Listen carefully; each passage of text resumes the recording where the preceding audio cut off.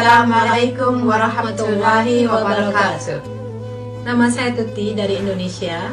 Nama saya Miwa dari Jepang. Assalamualaikum Ustaz Abdul Samad. Please come to Shizuoka, Japan for Tabligh Akbar. We all know that you're a very busy person, but you will make many Muslims in Shizuoka happy. Please help with our dawah effort in Japan. Thank you. Wassalam.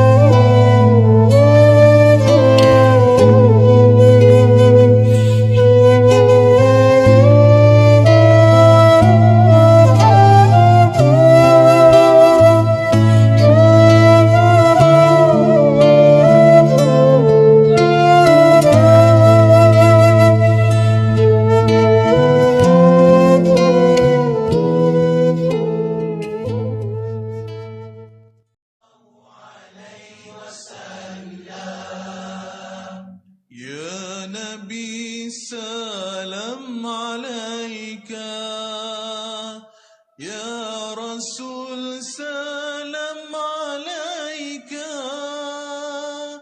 Ya Habib salam alaika, salawatullah alaika. Sallallahu ala Muhammad, sallallahu alaihi wasallam, sallallahu. Okey, baiklah para muslimin dan juga muslimat yang hadir, diminta untuk menjaga barang-barang anda semua, dan kepada mereka yang tercicir seutas jam tangan dan juga sebiji telefon boleh dapatkan bersama-sama dengan urus setia.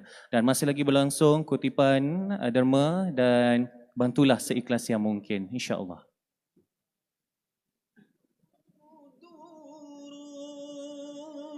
مثل حسنك ما رأينا قط يا وجه السرور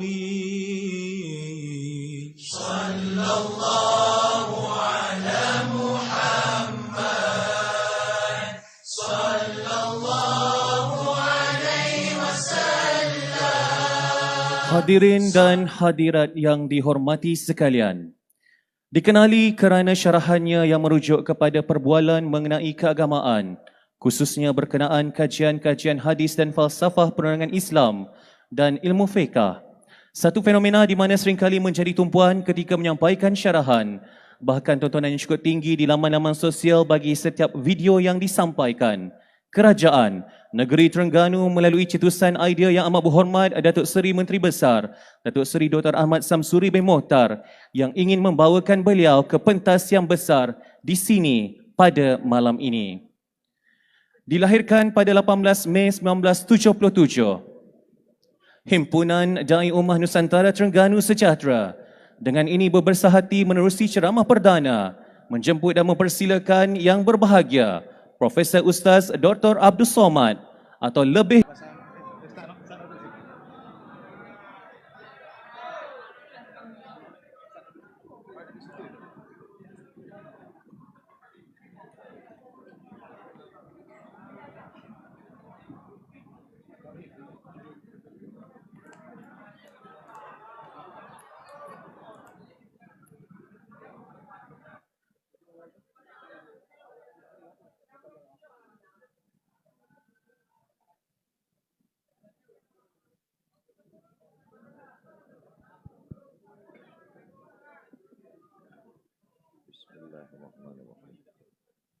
Assalamualaikum warahmatullahi wabarakatuh.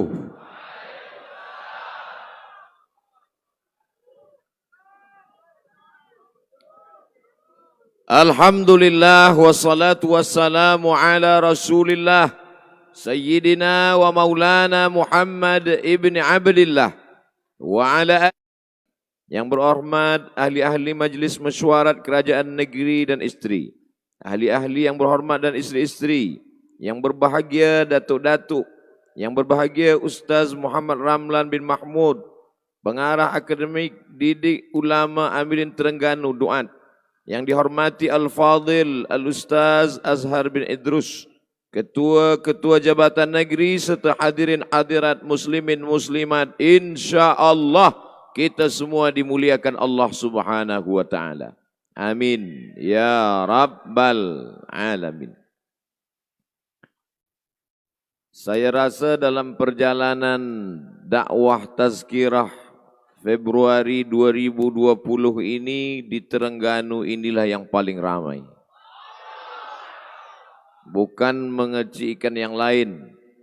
Malam ini adalah tazkirah saya yang terakhir.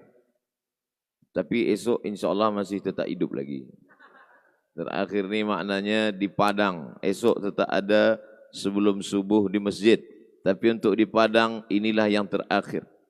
Dulu manakala Nabi Muhammad sallallahu alaihi wasallam berdakwah 13 tahun di kota Makkah Al-Mukarramah, banyak yang menghadang, mencaci maki, melempar dengan batu, dengan tulang, dengan kotoran unta. Zaman sekarang memang tidak ada lagi yang melontar melempar dengan kotoran unta. Tapi orang melempar dengan bully, dengan hoax, dengan caci maki di internet. Mungkin muslimin muslimat membaca itu di Instagram, di YouTube. Banyak yang bertanya, kenapa Ustaz Abdul Somad tidak marah? Mengapa tidak membalas? Mengapa tidak mengamuk? Banyak yang menyangka saya bersabar. Saya bukan sabar. Saya tak baca. Sebab kalau saya baca mungkin handphone itu sudah pecah, berkecai, hancur, jatuh ke batu. Tapi malam ini begitu rupanya cara Allah membalas. Malam ini saya dibahagiakan. Bila tadi Al-Mukarram Al-Ustaz yang berhormat Muhammad Nur bin Hamzah mengatakan kedatangan Ustaz Abdul Somad malam ini ke Terengganu adalah memperkasakan dakwah. Tapi sebenarnya yang saya rasakan, sayalah malam ini diperkasakan oleh Terengganu. Bila dikatakan bahwa saya datang menguatkan lagi dakwah, sebenarnya hati yang lemah sebab banyaknya caci maki dan sumpah serapah, malam ini hati Abdul Somad akan pulang dengan rasa kuat sebab sokongan yang amat kuat daripada masyarakat Terengganu insya-Allah. Bila di masjid ramai biasa, bila di dalam surau ramai biasa, tapi di Padang dengan hujan lebat orang tetap ramai tak berkurang, itulah baru luar biasa. Yang hadir di hadapan saya ini adalah para mujahid fi sabilillah. Yang hadir ini adalah pemuda belia yang di masa akan datang di tangan merekalah kekuasaan Islam. Allahu Akbar. Dari teriakannya hantu setan pun akan berlari. Dari teriakannya akan membangkitkan semangat. Gambar-gambar yang di-share malam ini dari Terengganu akan membuat orang berkata, inilah agama yang diridhai Allah. Wa ma arsalnaka illa rahmatan lil alamin. Oleh sebab itu jangan lupa like and share. Ini bagian daripada dakwah. Ini adalah syiar dakwah. Oleh sebab itu dalam Islam diajarkan solat Idul Fitri tidak di masjid. Ramai di Padang. Solat Idul Adha lagi ramai. Tapi kalau solat Idul Adha orang ramai dia tidak heran. Kenapa ramai? Sebab ada pembagian daging kambing. Malam ini tidak ada yang balik membawa daging kambing. Tapi malam ini malah wang yang ada pula berkurang. Sebab dikirimkan untuk tabung Terengganu for Yemen. InsyaAllah berapapun yang kita berikan itu amat sangat bermanfaat. Sekarang ini musim dingin, musim sejuk, saudara kita di Yaman kedinginan, cuaca mereka menyiksa, kaki mereka tiada beralas, memijak tanah. Tapi dengan bantuan dari Terengganu, insya Allah hangatlah badan mereka. Dapatlah mereka makan makanan yang bergizi. Maka insya Allah segala rezeki orang Terengganu akan diberkahi Allah Subhanahu wa ta'ala. Tidak Terengganu saja, orang Kedah yang datang pun dapat juga. Tapi tentu sahibul bait lebih besar daripada tamu. Amin. Ya Rabbal Alamin.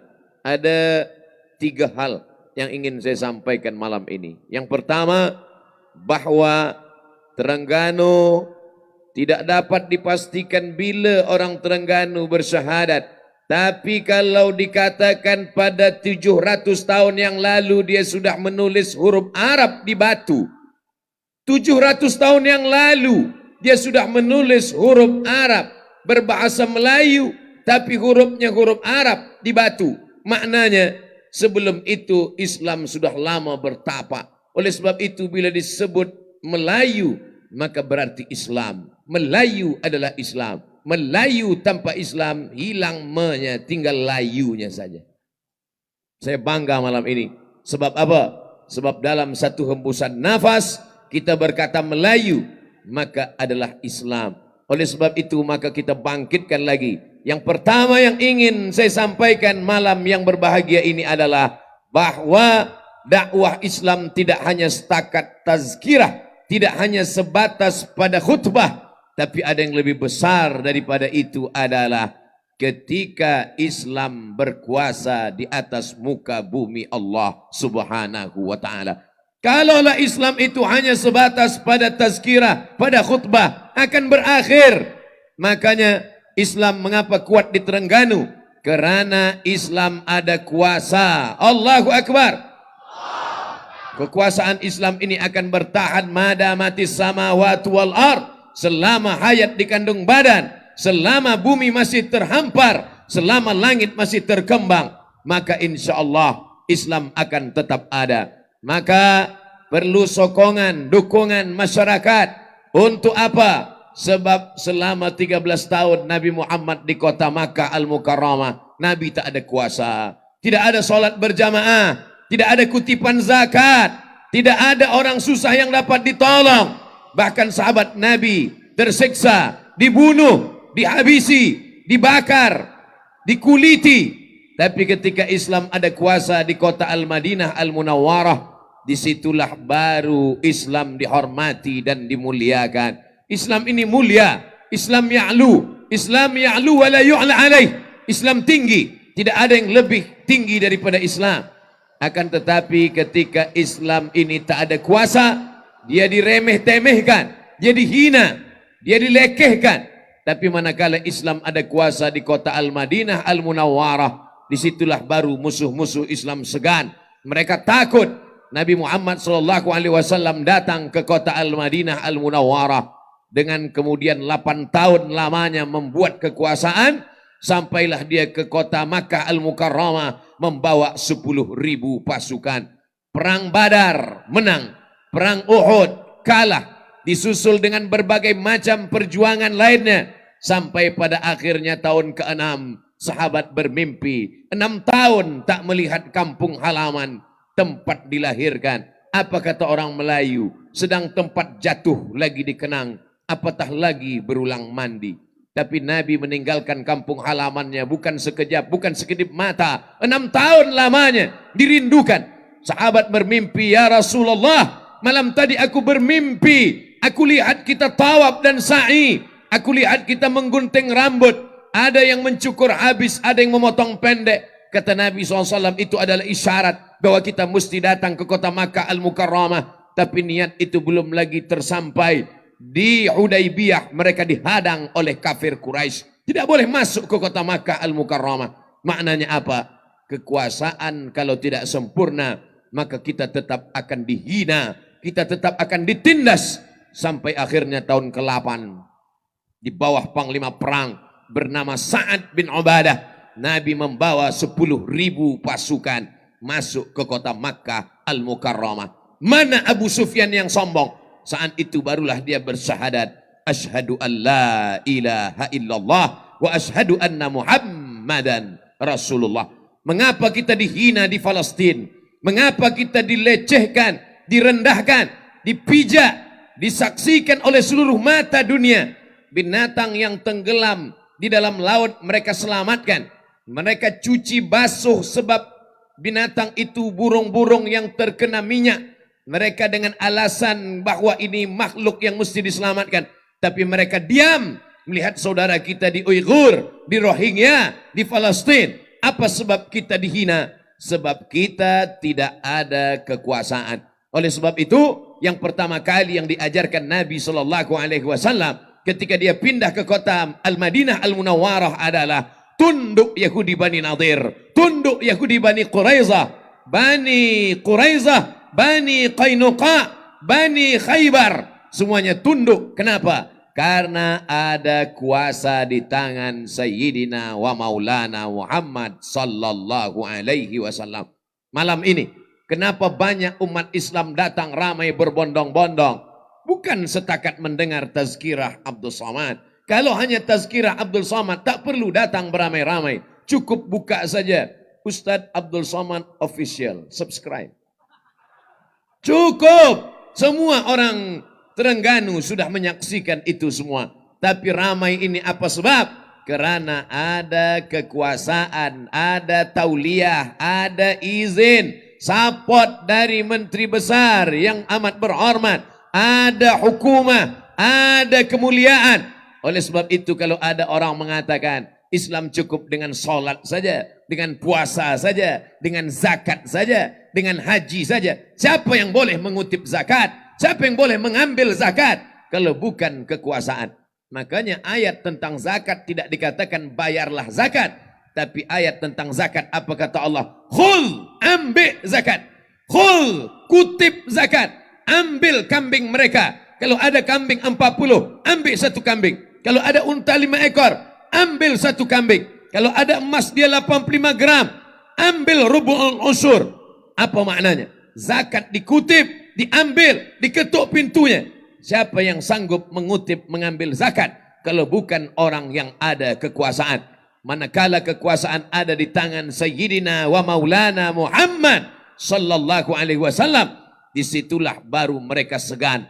Surat Nabi dibaca oleh Hirqal, penguasa Azimur Rum di Damaskus hari ini, ibu kota Suriah, negeri Syam.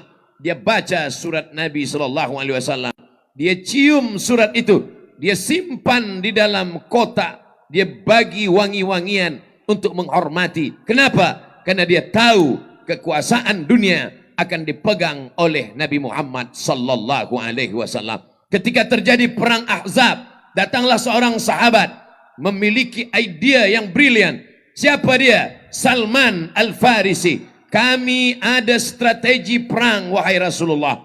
Kalau kita ingin supaya pasukan dari Makkah tidak masuk sampai ke Madinah, kita mesti menggali parit yang panjang. Parit itu dalam bahasa Arab disebut dengan khandak. Khandak, parit. Ikut Nabi menggalinya. Manakala besi itu terkena batu, maka mengeluarkan cahaya. Apa kata baginda?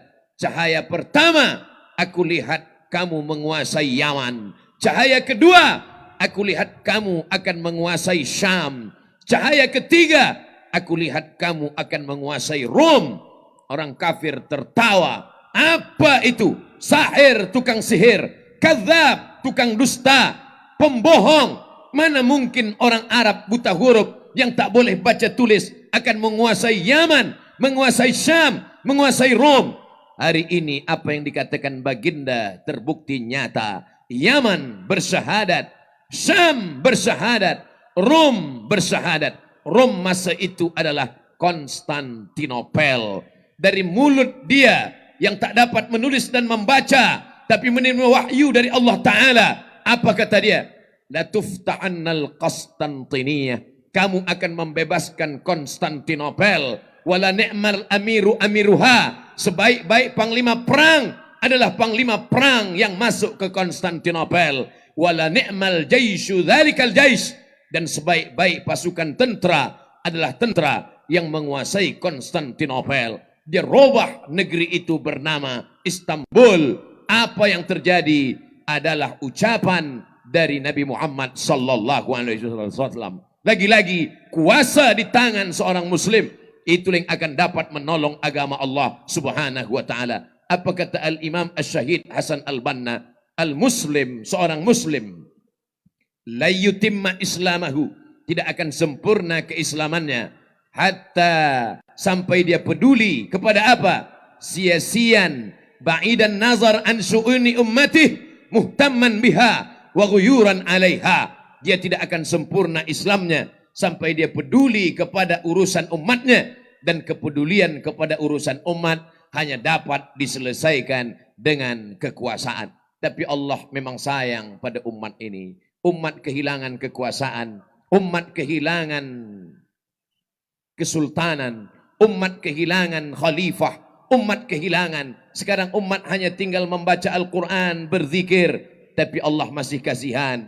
Aku masih iba melihat kamu, kata Allah. Maka ditolong Allah dengan berbagai macam tentera. Macam-macam tentera Allah datang. Ada pula tentera yang terakhir ini bernama Corona. Orang yang berada di Uyghur tak terkena virus ini. Banyak orang terheran-heran. Apa sebab? Salah satu sebabnya karena mereka berwudu. Setiap hari mereka membasuh tangan. Virus tidak akan terkena kepada orang yang selalu menjaga kesucian. Mereka memakan binatang yang disembelih, yang dimasak, bukan yang mentah, bukan makan darah. Sebab di dalam darah ada bakteria penyakit. Manakala ajaran Islam diamalkan, pertolongan Allah Subhanahu wa taala datang. Terima kasih. Intan sulullah, kalau kau tolong agama Allah, yansurkum, Allah akan menolong kamu. Kalaulah bukan kerana pertolongan Allah, sudah lama Islam ini musnah dari atas muka bumi Allah. Wa makaru, mereka membuat tipu daya. Wa makarallah, Allah balas tipu daya mereka.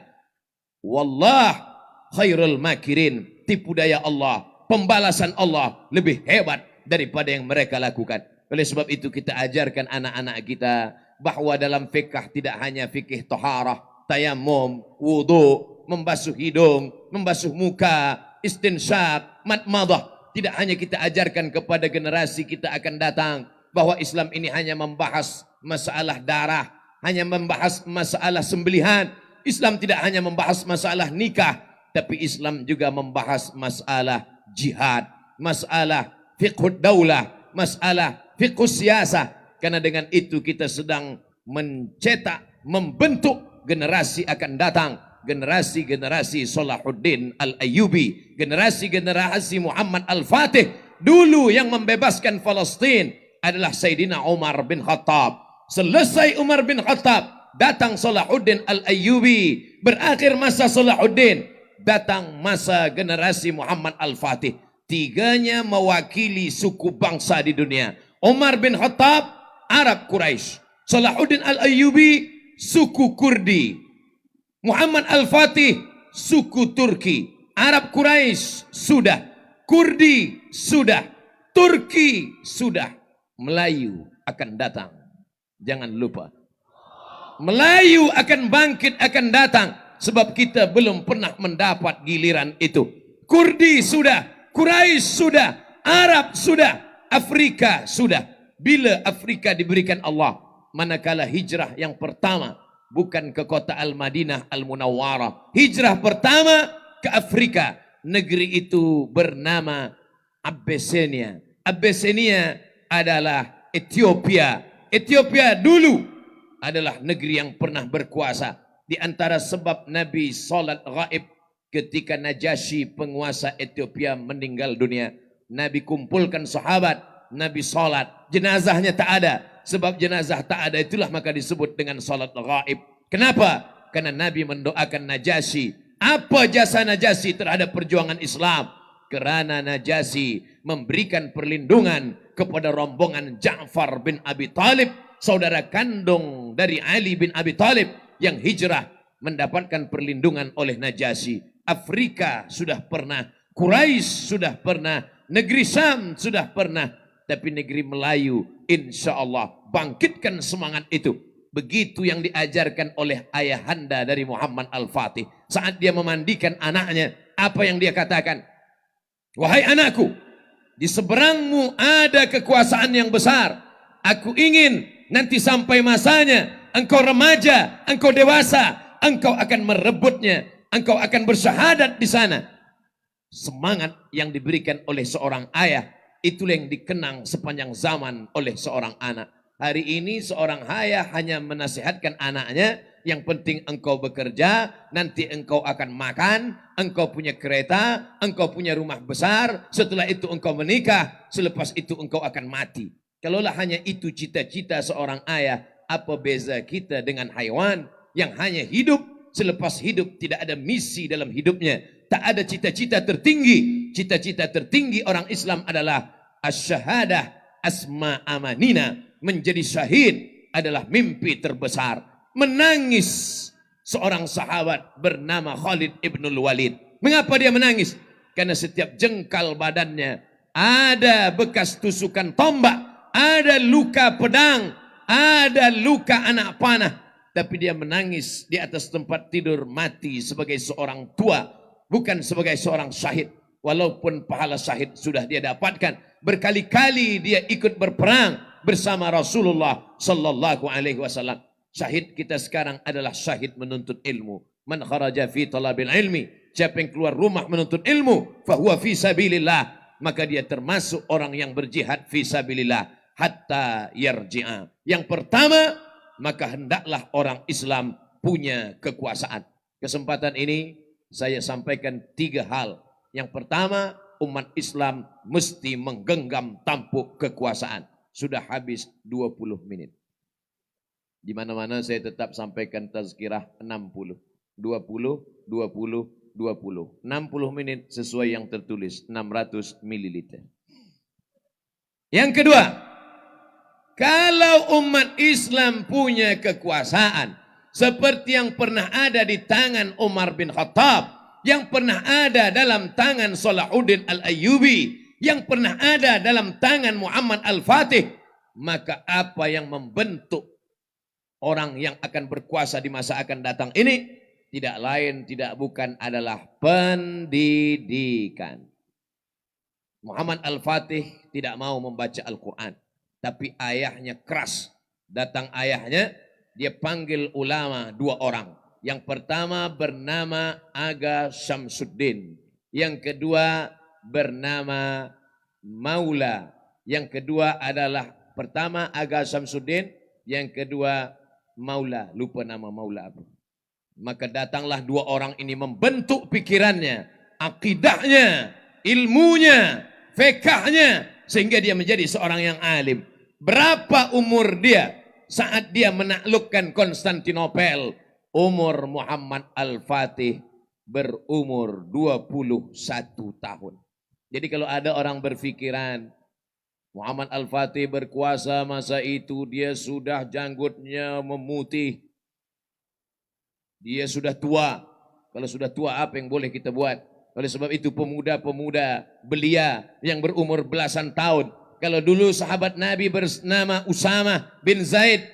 Usamah bin Zaid saat diangkat Nabi menjadi panglima perang, berapa umurnya? 18 tahun. Zaid bin Thabit saat diangkat Nabi menjadi translator, penterjemah surat-surat Nabi, dia terjemahkan ke dalam bahasa Arab. Berapa umurnya? 15 tahun. Abdullah bin Abbas, masa Nabi meninggal dunia, berapa umurnya? 15 aman, 15 tahun. Anas bin Malik, ketika Nabi meninggal dunia, berapa umurnya? 20 tahun. Khadimtun Nabi 10 sinin. Aku melayani Nabi, membawa air wudhu Nabi, menyiapkan air sembahyang Nabi, menyiapkan kain Nabi, membawa selipar Nabi. Umurku 10 tahun. Diserahkan oleh ibunya.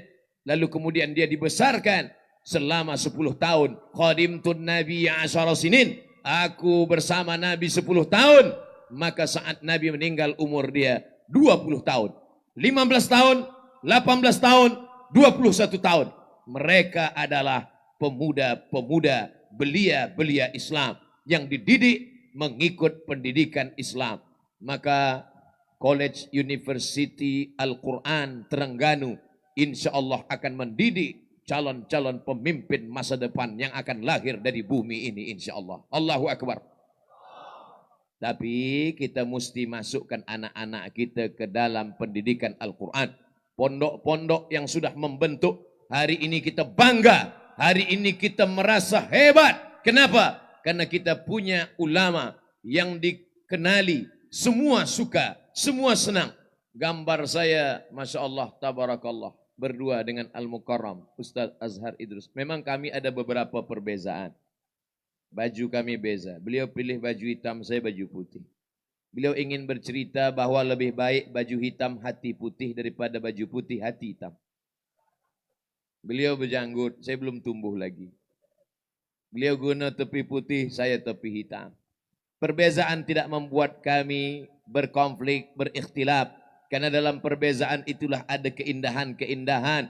Hari ini kita bangga. Apa sebab? Karena kita punya penceramah, karena punya orang yang dapat memberikan tazkirah masuk ke dalam hati. Dari mulai orang tua sampai pemuda belia. Dari mulai orang kaya sampai yang miskin papa. Dari mulai orang yang ada di tengah jalan sampai yang ada kuasa. Boleh masuk ke dalam hati mereka. Tapi dari mana pendidikan ini? Pendidikan ini dari orang-orang yang ikhlas. Talaqi, membaca kitab kepada tok guru. Dari mulai kitab-kitab yang paling kecil. Al-Ajrumiyah, naik kepada Mutammimah, naik kepada Kawakib, naik kepada kitab Matan Alfiyah, kalamuna lafzun mufidun kastaqim ismun wa fi'lun thumma harfunil kalim, sehingga membaca kitab-kitab fiqh Syafi'i. Dibaca kitab dari bawah, baca kitab Matan Takrib, khatam Takrib, naik kepada Fathul Qarib, khatam Fathul Qarib, baca pula kitab I'anatul Talibin, khatam i'anah, baca kitab mahalli. Kalau fiqh Syafi'i sudah dipegang,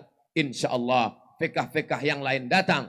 Hanafi, Maliki, Hambali, bahkan yang lain, mazhab-mazhab lain tidak akan menggoncangkan. Pegang kuat akidah Asy'ari, Ahlus Sunnah wal Jamaah. Wujud, qidam, baqa, mukhalafatul lil awadith, qiyamuhu binafsihi. Maka insya Allah datang Khawarij, datang Syiah, datang Mu'tazilah, datang Qadariyah, datang liberal, datang sekular. Dia sudah menjadi pokok yang kokoh. Akarnya ke dalam tanah, batangnya sampai ke langit.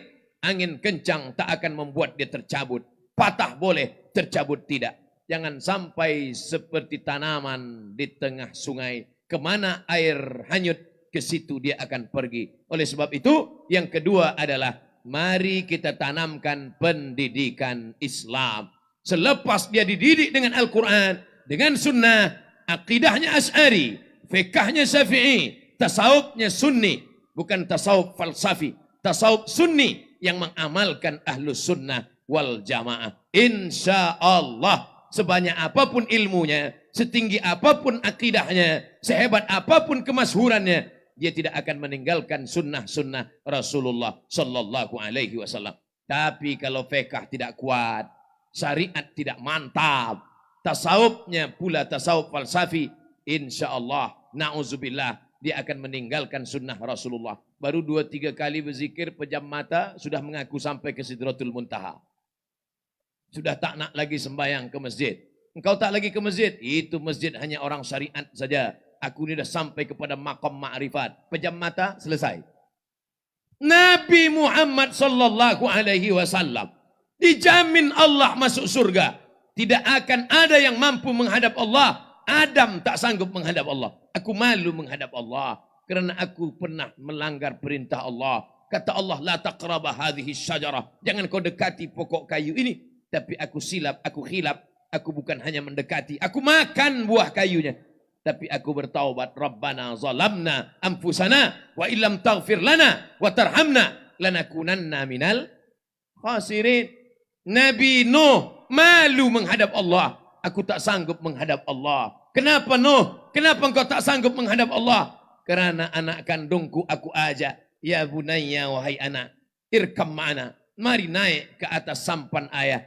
Anakku pun tak sanggup menghadap. Anakku tak sanggup aku ajak. maka aku malu menghadap Allah. Siapa yang sanggup menghadap Allah kalau bukan Sayyidina wa Maulana Muhammad sallallahu alaihi wasallam.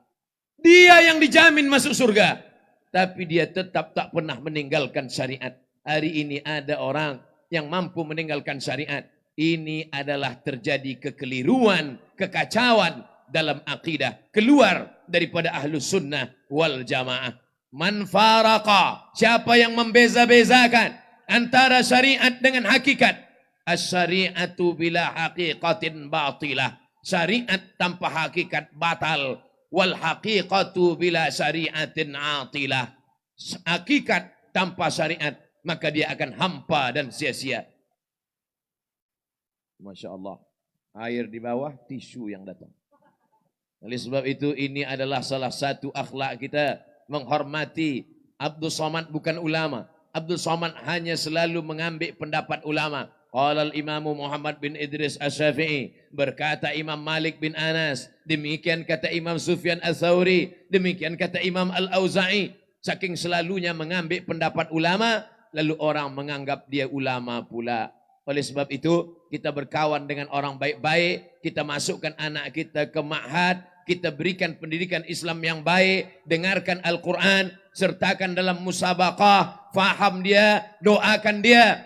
Bagi ibu, bunda, jangan lupa doakan anak-anak kita. Kenapa? Ad-doa silahul mu'min. Senjata orang beriman adalah doa. Kalau sudah doa kita tinggalkan, maka na'udzubillah, tak tahu entah bagaimana generasi kita yang akan datang. Kalau yang pertama, yang paling penting, umat Islam mesti punya kekuasaan. Kalau tidak, kita tidak akan mendapat penghormatan dan kemuliaan. Maka yang kedua, kita siapkan anak-anak kita. Mereka akan punya ilmu yang hebat.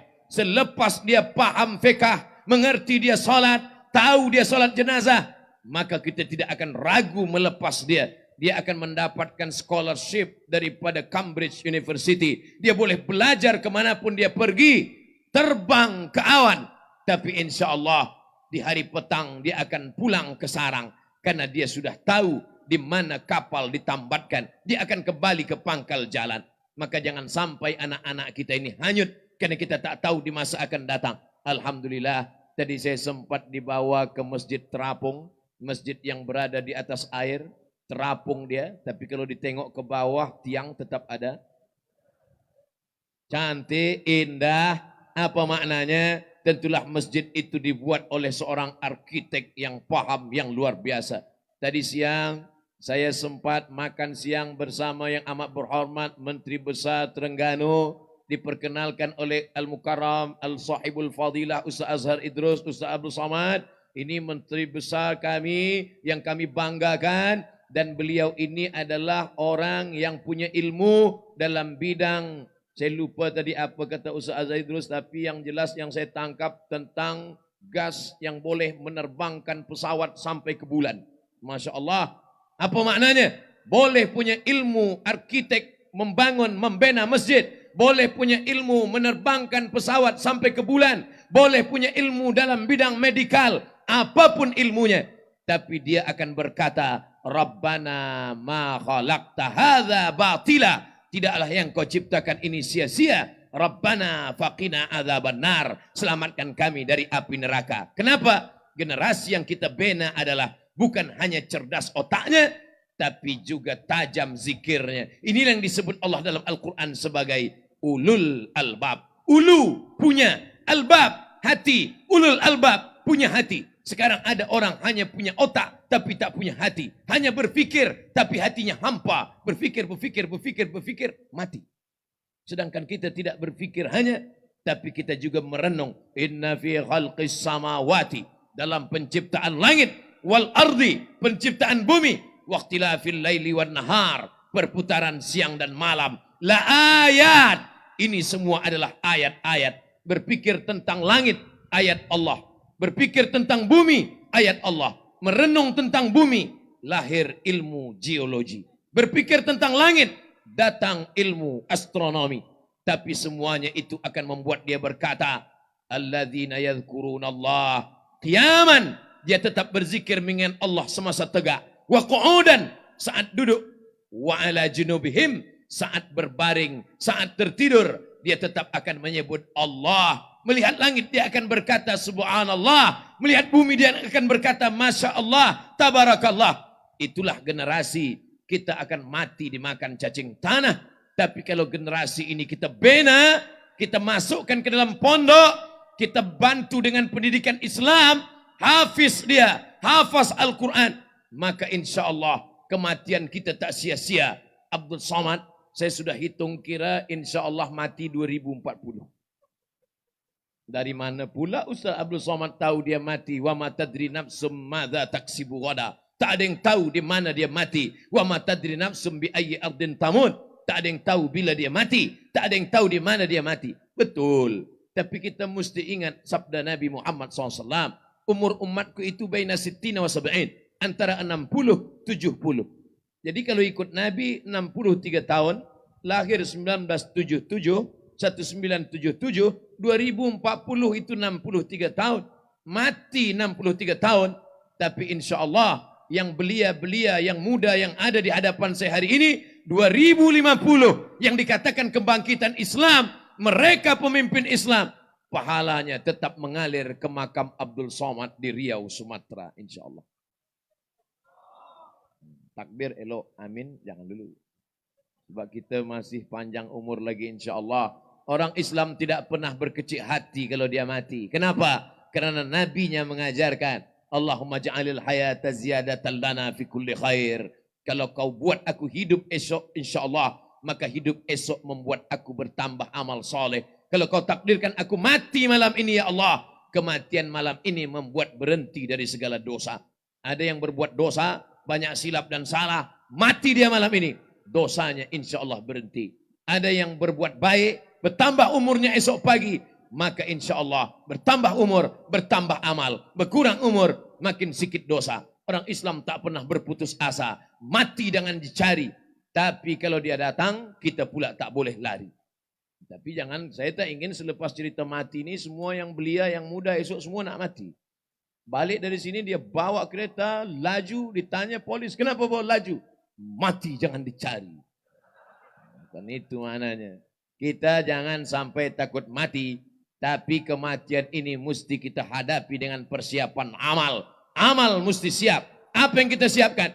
Idza waqa'at 'ala ahadikumul qiyamah. Kalau kamu sudah mau mati, wahai Abdul Somad, andai kau akan mati, wa fi yadihi fasilah, di tanganmu ada anak kurma. Ada anak kurma yang masih hijau, baru bercabang 2 di tangan. Engkau akan mati. Fal yughrisha, tanamkan. Kita tanam, bukan kita campakkan. Kita gali tanah, lepas itu kita tanam. Selepas kita tanam nak mati-matilah. Kita tidak akan memakan manisnya. Kita tidak akan bernaung di bawah daunnya. Yang akan memakannya orang lain. Yang akan bernaung orang lain. Lalu untuk apa kita tanam? Yang kita inginkan adalah amal jariyah. Abdul Somad bagi tazkirah di Selangor, bagi tazkirah di Melaka, bagi tazkirah di Pahang, bagi tazkirah hari ini di Terengganu. Apa yang kau cari Abdul Somad? Populariti, tak perlu. Follower di Instagram dah 2 juta. Apa yang kau cari Abdul Somad? Subscribe, sudah ada.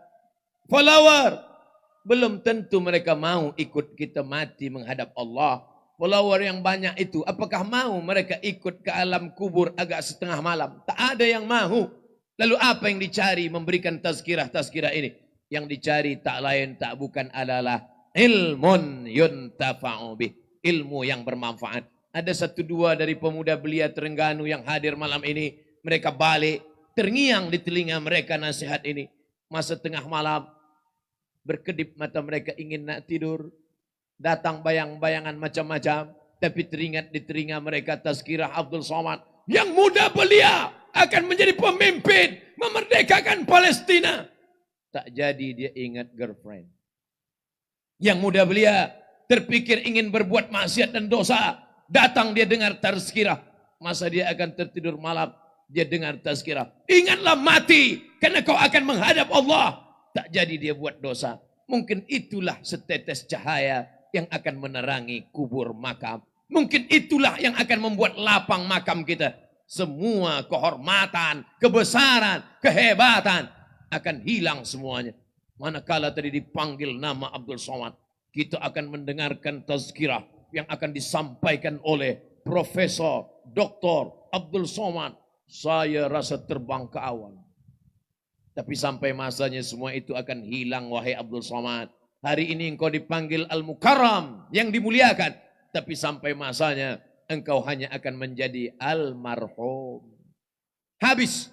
Selama ini engkau dipanggil orang ingin bersalaman. Tapi sampai masanya nanti orang akan bertanya, mana jenazahnya? Mana kuburnya? Mana makamnya? Siapa yang akan meneruskan kehidupan ini?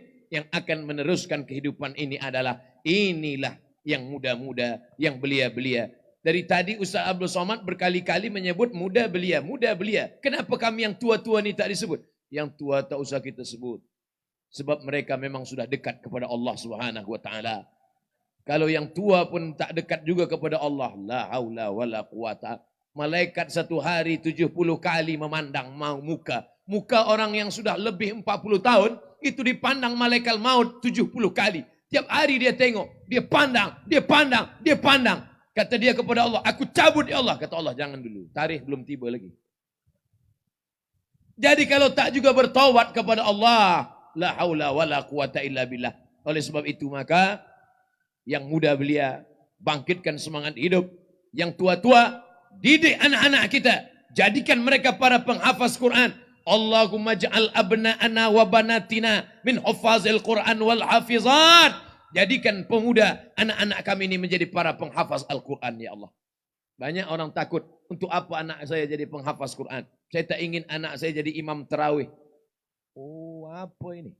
Kalau ada orang berpikiran sempit, orang yang hafaz Al-Quran, maka hafazannya itu akan menolong otaknya. Orang yang hafaz Al-Quran, maka kalau dia sudah hafaz Al-Quran, yang lain-lain akan mudah. Subjek-subjek lain akan tertolong. Maka kita bekali anak-anak kita, belia-belia kita, pemuda-pemuda kita. Yang pertama, Islam mesti punya kekuasaan. Kalau ingin dimuliakan, dihormati. Yang kedua, siapkan pemuda-pemudi kita dengan memasukkan mereka program-program agama. Maka malam ini, Masya Allah, Tabarakallah, ini salah satu usaha.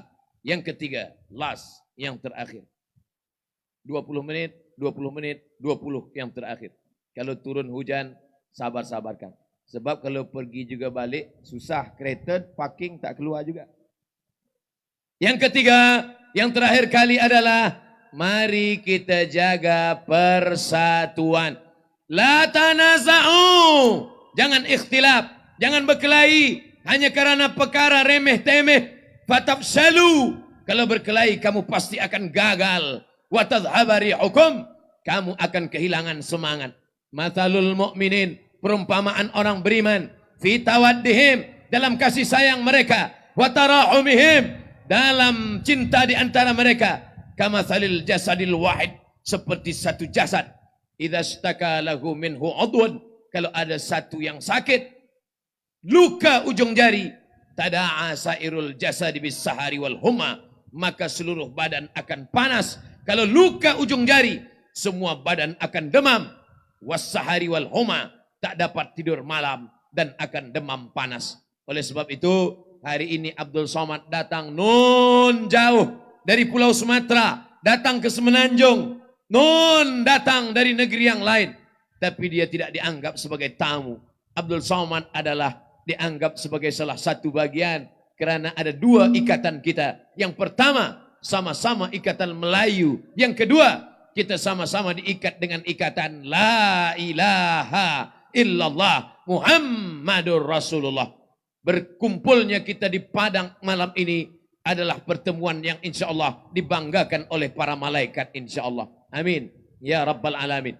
Malam ini kita dibanggakan Allah kepada para malaikat. Malaikat yang datang esok subuh menghadap Allah, ditanya oleh Allah. Allah bertanya bukan karena Allah tidak tahu. Allah Maha tahu. Allah hanya ingin banggakan kita. Hai para malaikat. Ya, malam tadi, apa kerja mereka? Mereka ramai ya Allah. Mengapa mereka berkumpul? Mereka berkumpul sebab mereka menyaksikan Manchester United, Liverpool Bukan itu yang dibanggakan Allah. Bukan itu yang dibanggakan Allah kepada malaikat. Siapa yang malam tadi berkumpul? Mereka berkumpul ya Allah. Siapa mereka? Orang Terengganu. Di mana mereka berkumpul? Di padang yang lapang. Berapa jumlah mereka? Hanya malaikat dan Allah saja yang tahu. Apa yang membuat mereka datang? Apakah yang datang itu artis? Bukan. Apakah yang datang itu pemain football? Bukan. Siapa yang datang itu? Ustadz kurus, beratnya pun tak sampai 50 kilo. Mereka datang karena cinta kepada hamba Allah. Mereka datang karena cinta kepada Rasulullah. Mereka datang karena ingin bersilaturahim. Maka pertemuan kita ini adalah pertemuan yang dibanggakan Allah kepada para malaikat insya Allah. Mengapa Allah buat malam ini hujan? Mengapa Allah turunkan air? Sebenarnya Allah ingin menunjukkan kepada Abdul Somad. Wahai Abdul Somad, kau selama ini belum tahu bagaimana orang Terengganu mendengar tazkirah. Inilah orang Terengganu yang sesungguhnya. Cerita ini akan kau bawa dari Pulau Sabang di ujung Aceh sampai ke Papua. Aku pernah sampai Terengganu menyampaikan tazkirah. Hujan lebat datang, mereka tetap bertahan. Nampaknya jamaahnya tahan, ustadz pula yang tak tahan. Begitulah kalau sudah semangat ada di dalam hati, dibangkitkan oleh Allah subhanahu wa ta'ala. Allahumma ja'alna minal mutahabbin. Ya Allah, jadikan kami orang yang bersaudara kerana Engkau ya Allah. Kami bersaudara bukan kerana harta. Kami bersaudara bukan kerana kuasa. Kami bersaudara bukan kerana kepentingan dunia. Bersaudara kerana harta akan binasa. Bersaudara karena manusia akan kecewa. Tapi bersaudara karena dia. La ilaha illallah Muhammadur Rasulullah. Maka kita jaga persatuan ini. Insya Allah kita akan selamat dunia akhirat. Insya Allah. Itulah 3 pesan yang disampaikan Abdul Somad. Yang hina, yang fakir. Yang pertama, kita jaga kekuasaan. Yang kedua, kita didik anak-anak kita. Yang ketiga, kita jaga persatuan. Di akhir majlis, mari kita sama-sama memanjatkan doa. Di antara doa yang makbul adalah doa saat hujan lebat. Ala hazihin niyah. Al-Fatihah. A'udzubillahi minasyaitanir rajim. Bismillahirrahmanirrahim. Alhamdulillahi rabbil alamin. Ar-Rahmanir Rahim. Malik yaumiddin. Iyyaka na'budu wa iyyaka nasta'in. Ihdinas siratal mustaqim. Siratal ladzina an'amta 'alaihim ghairil maghdubi 'alaihim waladdallin. Amin. Allahumma ansur Islam wal muslimin. Tolonglah agama Islam dan kaum muslimin ya Allah. Allahumma ja'al hadzal balada baladan aminan mutmainna ya'tihi rizquhu min kulli makan. Jadikan negeri Terengganu negeri yang aman, damai, terbuka pintu rezeki dari segala penjuru ya Allah. Allahumma dafa'anna al-ghala wal waba wal fahsya wal riba wal zina wal munkar. Jauhkan Terengganu dari segala malapetaka, bencana, musibah, perbuatan keji dan mungkar ya Allah. Allahumma waffiq ulata umurina, para pemimpin-pemimpin kami, orang yang kau berikan kekuasaan, jadikan hati mereka condong untuk menolong agamamu dengan kekuasaan yang ada di tangan mereka ya Allah. Allahumma ja'alhum umana'aka 'alal ard, jadikan mereka orang-orang yang amanah di atas muka bumimu ya Allah. Allahumma aslih syababal muslimin, jadikan pemuda belia kaum muslimin menjadi orang-orang yang siap menolong Palestina, yang siap menolong Uyghur, yang siap menolong Palestin, yang siap menolong umat Islam di atas permukaan bumimu ya Allah. Allahumma inna nas'alukal huda wat tuqa wal afaf wal ghina. Allahumma inna na'udzubika minal hammi wal hazan. Selamatkan kami dari susah hati dan kesulitan. Wal ajzi wal kasal. Selamatkan kami dari sifat lemah dan malas. Wal jubni wal bukhul. Selamatkan kami dari sifat pengecut dan pelit. Wa dala'id daini wa ghalabatir rijal. Selamatkan kami dari dililit hutang dan dikuasai orang lain. Allahumma ja'alna minal mutahabbina bijalalik. Jadikan kami orang-orang yang bersaudara kerana Engkau ya Allah. Azillana tahta zilli arsyika. Beri kami naungan ketika nanti di padang mahsyar tak ada naungan kecuali naungan Engkau ya Allah. Allahumma azillana tahta zilli arsyika yauma la zilla illa zilluka. Hari itu tak ada naungan kecuali naungan dan perlindungan Engkau ya Allah. Rabbana ighfir lana dzunubana, ampunkan dosa-dosa kami. Wali abaina, ayah kami. Wali ummahatina, ibunda kami. Wali azwajina, pasangan hidup kami. Wali dzurriyyatina, anak cucu keturunan kami. Wali masyaikhina, tuan-tuan guru kami, para ustaz kami, panjangkan umur mereka ya Allah.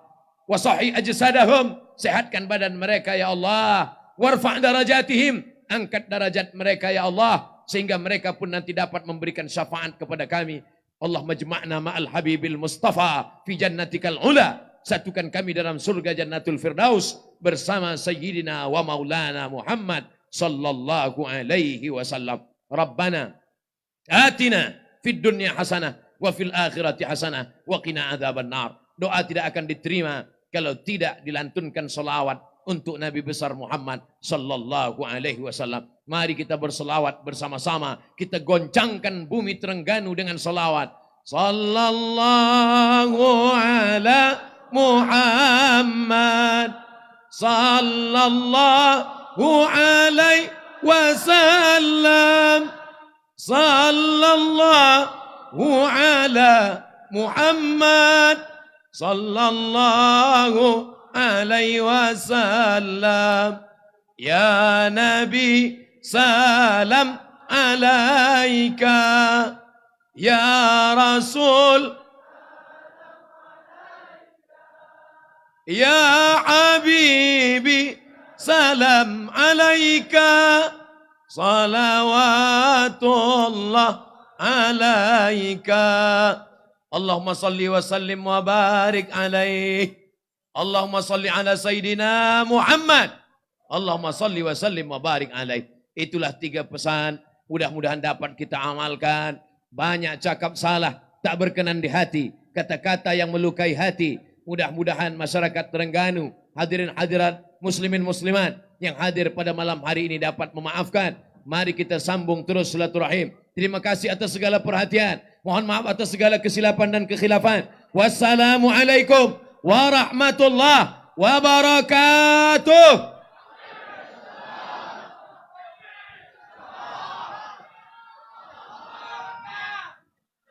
Majlis merakamkan ucapan jutaan terima kasih kepada Yang Berbahagia Al-Fadhil Ustaz Abdul Somad atas syarahan yang disampaikan sebentar tadi. Mohon Al-Fadhil Ustaz untuk kekal di atas pentas dan diharapkan perkongsian Al-Fadhil Ustaz memberikan kita semua sedikit sebanyak manfaat untuk kita semua. Seterusnya, sebagai tanda penghargaan dan terima kasih penganjur pada malam ini, majlis berbesar hati menjemput dan mempersilakan Yang Berhormat Ustaz Muhammad Nur bin Hamzah, Pengerusi Jawatankuasa Pembangunan Insan Dakwah dan Penerangan, diiringi Yang Berbahagia Ustaz Muhammad Ramlan bin Haji Mahmud, Pengarah Akademi Didik Ulamat Amilin Terengganu Duat ke pentas bagi menyampaikan cenderahati kepada panel-panel sempena Himpunan Dai Ummah Nusantara Terengganu Sejahtera. Dipersilakan. يا مصطفى يا صفوة الرحمن الحمد لله الذي أعطاني هذا الغلام الطاهر. Dipersilakan Yang Berhormat Ustaz Muhammad Nur bin Hamzah untuk menyampaikan cenderahati kepada Al-Fadhil Ustaz Abdul Somad. Dipersilakan.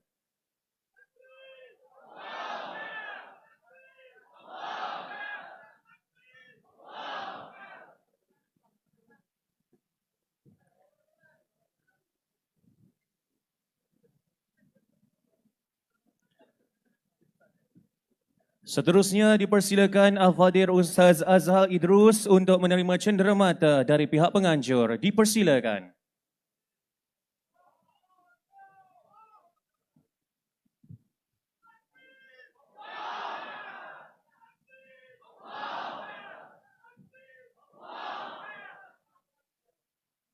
Kita berikan ruang seketika untuk merakamkan gambar kenang-kenangan. Dipersilakan.